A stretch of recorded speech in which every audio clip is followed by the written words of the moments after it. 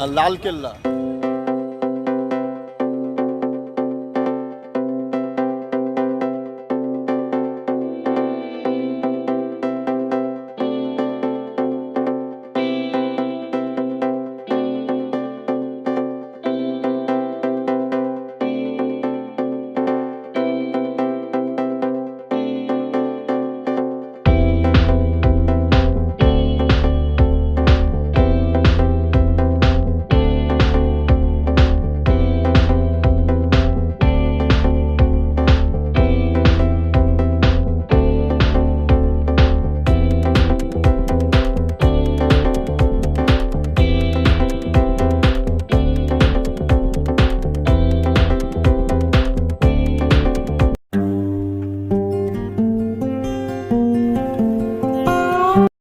Hello guys, আমি সমীর, আপনারা দেখছেন আমার ইউটিউব চ্যানেল আউটডোর।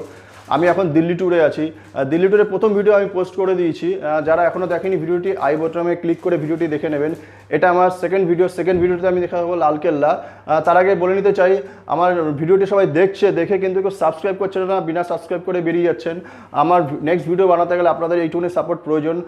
তাই সবার প্রথমে আপনি চ্যানেলটি সাবস্ক্রাইব করুন এবং পাশে থাকা বেল আইকনটি প্রেস করুন এবং নোটিফিকেশন ফর অল করে দিন। আমি চাই আমার এই ভিডিওটা পোস্ট করার পর আমার সাবস্ক্রাইবার লিস্টে মিনিমাম 1000+ সাবস্ক্রাইবার অ্যাড হোক। আর ভিডিওটি কেমন লাগলো অবশ্যই আমাকে কমেন্ট করে জানান এবং একটি লাইক তো অবশ্যই দেবেন। আমার কাছে এখন অনেক ধরনের কোয়ারি আসছে, ঘোড়া সম্বন্ধে কোয়ারি আসছে, এছাড়াও আরেকটা কোয়ারি আসছে, এখন উৎসবের সিজন চলছে, আমার কাছে বেশ ফোন আসছে যে ওয়েডিং রিলেটেড অনেক রকম প্রশ্ন আসছে যে তাদের কাছে ম্যান পাওয়ার কম আছে, কীভাবে বিয়েটা অর্গানাইজ করবে, রিসেপশন পার্টিটা কীভাবে দেবে। তাই আমি বলতে চাই এইসব চিন্তা বাদ দিন। মার্কেটে আছে রয়্যাল কিং। ওয়াও, একটু লাইন্স হয়ে গেল। এইসব চিন্তা বাদ দিন, মার্কেটে আছে রয়্যাল কিং। হ্যাঁ, royal king event management and decorators group. এরা খুব সুন্দরভাবে সব কিছু অর্গানাইজ করছে। আপনি যে কোনো অনুষ্ঠানে রয়্যাল কিংয়ের সঙ্গে যোগাযোগ রাখতে পারেন। আমার পার্সোনালি আমি খুব চিনি, গৌরেশ অ্যান্ড তার টিম খুব ভালো কাজ করছে। ওয়েডিং রিলেটেড, রিসেপশন, মেহেন্দি, সঙ্গীত, বিদায়, সব ধরনের অনুষ্ঠানে আপনি এর সঙ্গে যোগাযোগ করতে পারেন। বেবি শাওয়ার, অন্নপ্রাশন, গৃহপ্রবেশ, পুজো প্যান্ডেল, যে কোনো অনুষ্ঠানে আপনি যোগাযোগ করতে পারেন। এছাড়াও ডিজে পার্টি, লাইভ ব্যান্ড, যে কোনো অনুষ্ঠানে আপনি যোগাযোগ করতে পারেন। আপনি শুধু একটা ফোন করুন, স্ক্রিনে নাম্বার ফ্ল্যাশ হচ্ছে এবং ডেসক্রিপশনের ডিটেলসটা দেওয়া থাকবে, সঙ্গে সঙ্গে যোগাযোগ করুন। আশা করি এই প্রবলেমটা আমরা সলভ হয়ে গেল। তবে আসুন আমরা মেন ভিডিও শুরু করছি।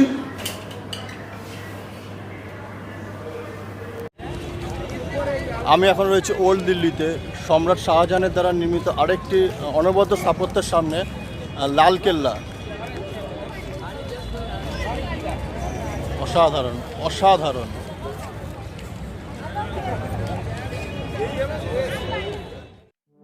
যমুনা নদীর তীরে 1638 খ্রিস্টাব্দে সম্রাট শাহজাহান সর্ববৃহৎ এই কেল্লাটি নির্মাণ কাজ শুরু করে। শেষ হতে প্রায় 10 বছর সময় লেগে গেছিল। 1648 খ্রিস্টাব্দে এটি কাজ সম্পন্ন হয়। তবে প্রথম দিকে এই কেল্লার নাম কিলাই মুবারক ছিল, যার বাংলা অর্থ আশীর্বাদ ধন্য দুর্গ, কারণ এই দুর্গে সম্রাটের পরিবারবর্গ বসবাস করতেন। লালকেল্লার পরিকল্পনা ও সাজসজ্জা শাহজাহানের শাসনকালের মুঘল স্থাপত্য ও চিত্রকলা উৎকর্ষের একটি গুরুত্বপূর্ণ নিদর্শন। এটি ডিজাইন করেছিল Ustad Ahmad Lahori, who also design the Taj Mahal.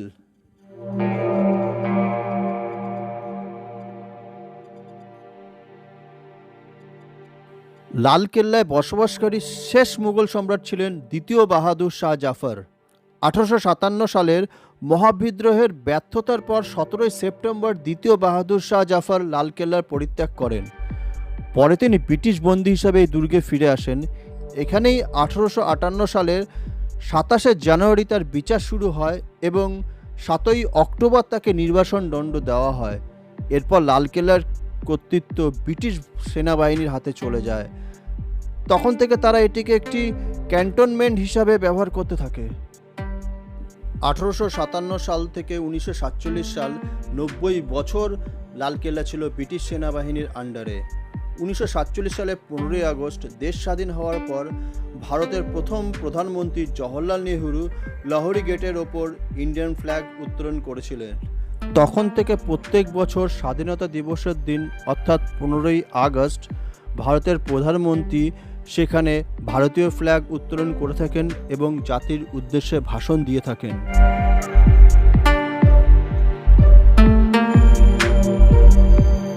1947 সাল থেকে 2003 পর্যন্ত লালকেল্লা দেখভাল করত ভারতীয় সেনাবাহিনী এবং 2003-এর পর থেকে এটি চলে যায় ভারতীয় ট্যুরিজমের হাতে। 2007 সালের এপ্রিল মাসে ইউনেস্কো ওয়ার্ল্ড হেরিটেজের তকমা দেয়। লালকেল্লায় প্রবেশ করার জন্য দুটি গেট রয়েছে, একটি দিল্লি গেট, অপরটি লাহোর গেট বা লাহোরি গেট। লাহোরি গেট এই কারণে নাম, কারণ এটি পাকিস্তানের দিকে গেটটি থাকায় এর নাম লাহোরি গেট। জনসাধারণের প্রবেশের জন্য লাহোরি গেটটি ব্যবহার করা হয় এবং দিল্লি গেটটি ভিআইপিদের প্রবেশ করার জন্য, ওখানে সাধারণ লোক প্রবেশ করতে পারে না।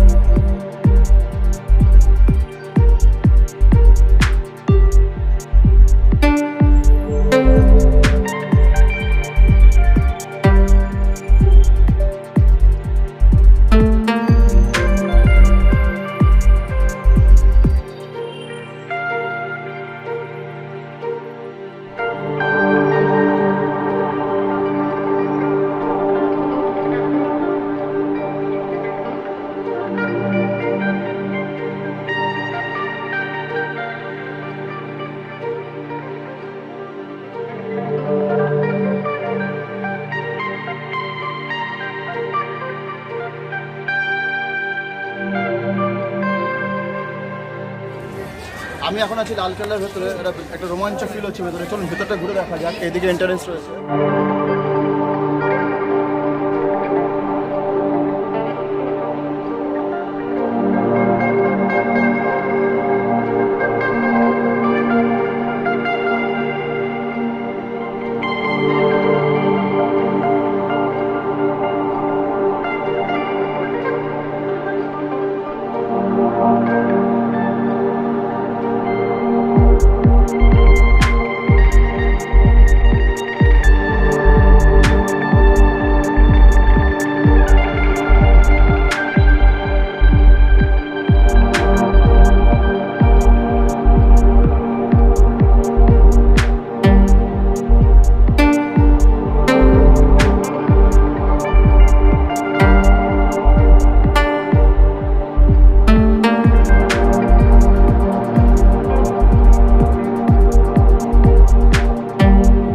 লাহোরি গেট দিয়ে ভিতরে প্রবেশ করলেই প্রথমে চোখে পড়বে ছোটা চক বা মিনা বাজার। এখানে সিল্ক, জুয়েলারি, শাহী ঘরানার আসবাবপত্র কেনা বেচা হতো এখানটায়। আসলে এটা একটা ছোট মার্কেট তৈরি করা হয়েছিল মোগল সাম্রাজ্যে মহিলাদের কেনাকাটা করার জন্য।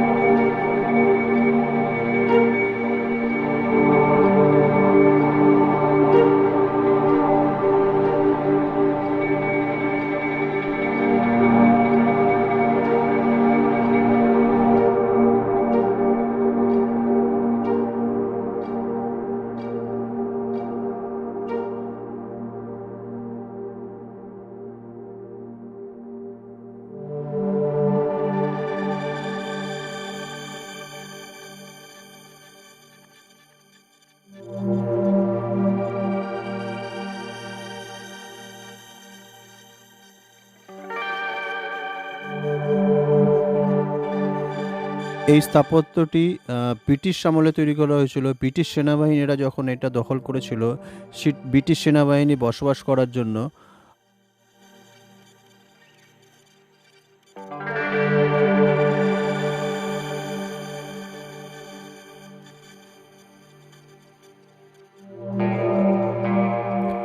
আর একটু সামনের দিকে এগিয়ে আসলে সবার প্রথম নজরে আসবে নক্করখানা বা নবতখানা।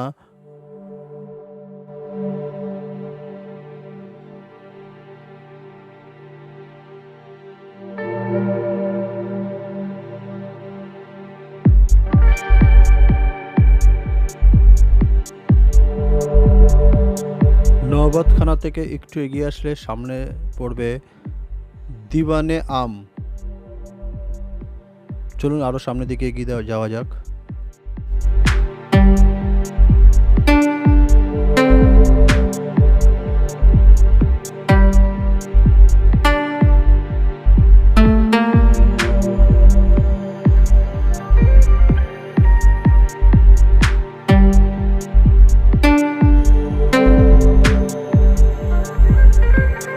দিল্লি গেটের ঠিক পাশেই রয়েছে এই মুক্তাঙ্গন বা দিওয়ানে আম।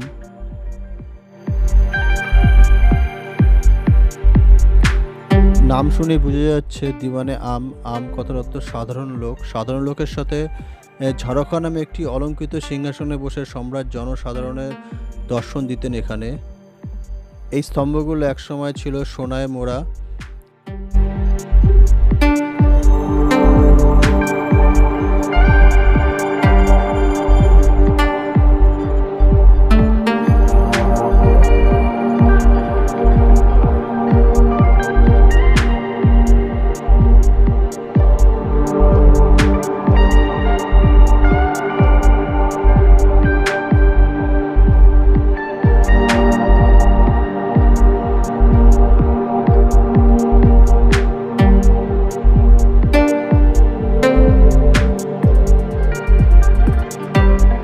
এই সেই ঝাড়খা সিংহাসন, যা একসময় খুবই গৌর রত্নদের অলঙ্কৃত ছিল, এখন আর সেসব কিছুই নেই।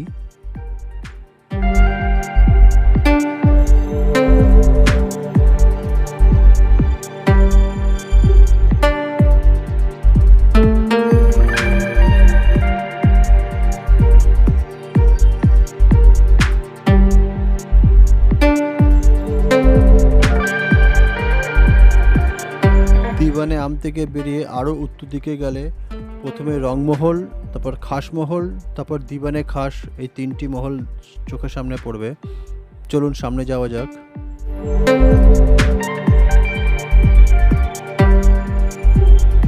খাসমহল, যেখানে সম্রাট নিজে বসবাস করতেন, এটা সম্রাটের শয়নকক্ষ। সম্রাট এখানেই বসবাস করতেন।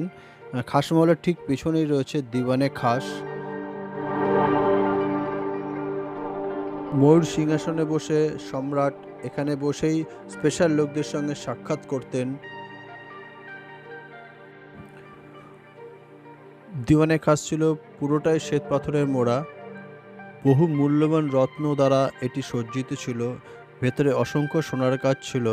সিলিংটা পুরো সোনায় মোড়া ছিল, যা আজ কিছুই নেই। 1939 সালে নাদির শাহ যখন এইসব লুটপাট করেছিল, সব সঙ্গে নিয়ে চলে গেছিল। অবশিষ্ট যা ছিল তাও ব্রিটিশরা লুটপাট করে নিয়ে যায়। সিলিংটা ছিল পুরো সোনায় দ্বারা মোড়া। আর পাথরের গায়ে যে কালারিং পুষ্পচিত্রগুলো দেখা যাচ্ছে, এগুলো কোনোটাই রং না, এগুলো পাথর খোদাই করে বানানো, কালারিং পাথর এনে তারপর এইসব বানানো। 1739 সালে নাদির শাহ যা লুটপাট চালিয়েছিল, সেই সময় ময়ূর সিংহাসন ও পৃথিবীর সবচেয়ে মূল্যবান রত্ন কোহিনূর হিরে সঙ্গে নিয়ে চলে যায়, যা হাত পরিবর্তন হয়ে ইংল্যান্ডের কুইন ভিক্টোরিয়ার কাছে চলে যায়। আজকের তারিখে এটি ডিসপ্লে করা রয়েছে the Jewel house at the tower of লন্ডনে। আর ময়ূর সিংহাসনটি রয়েছে ইরানের মিউজিয়ামে।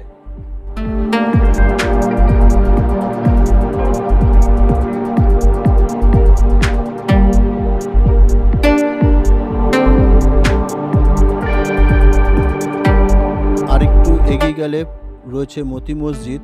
এই মসজিদটি নির্মিত হয়েছিল অনেক পরে। 1659 সালে শাহজাহানের পুত্র ঔরঙ্গজেবের ব্যক্তিগত মসজিদ হিসাবে এটি নির্মাণ করেন। এটি একটি ছোট্ট 3 গম্বুজের বিশিষ্ট মসজিদ, যা পুরোটাই শ্বেত পাথরের মোড়া এবং গেটটা রয়েছে তামার তৈরি। ফালতু जो नहरे भाई বলেছিলাম ওই বিল্ডিংটা জল তুলে জল ঢালতো নালি দিয়ে সব জায়গায় যেত এখান থেকে এখান থেকে তুলতো না ওই যমুনাতে এই কুয়োর ধারে কি এটা কুয়ো জলে গার্ডেন ফার্ডেনের জলের আগে তো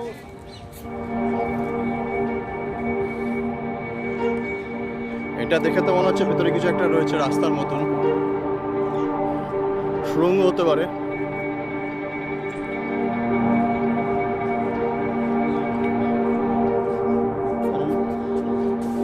ওই বিল্ডিং থেকে পুরো রাস্তার মতন ঢালাই করা অতটা চলে গেছে, দেখে বোঝা যাচ্ছে ভেতরে একটা কিছু রয়েছে। ওখানে একটা ভাঙা অংশ দেখা যাচ্ছে, দেখি কিছু দেখা যায় কিনা।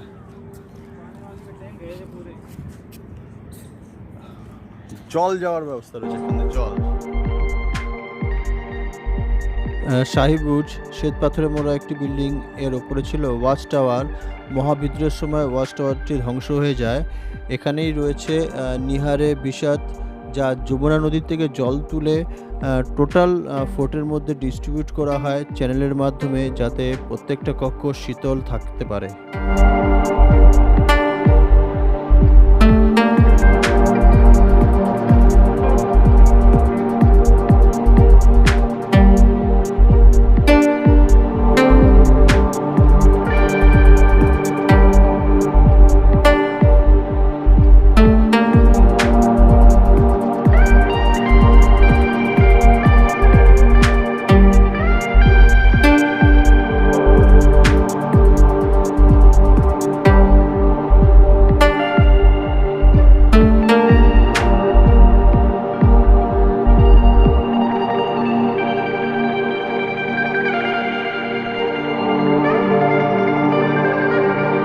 ব্রিটিশ শাসনকালে ব্রিটিশ সেনাবাহিনী থাকার জন্য বেশ কয়েকটি ব্যারাক তৈরি করা হয়েছিল। এখন প্রায় 5টা ব্যারাকের মধ্যে রয়েছে, যা প্রত্যেকটা ব্যারাকই মিউজিয়ামে কনভার্ট করা হয়েছে। আমি এখন দাঁড়িয়ে আছি একটি মিউজিয়ামের সামনে, যেখানে নেতাজি আর ভারতীয় সেনাদের সংগ্রহশালা হিসাবে তৈরি করা হয়েছে।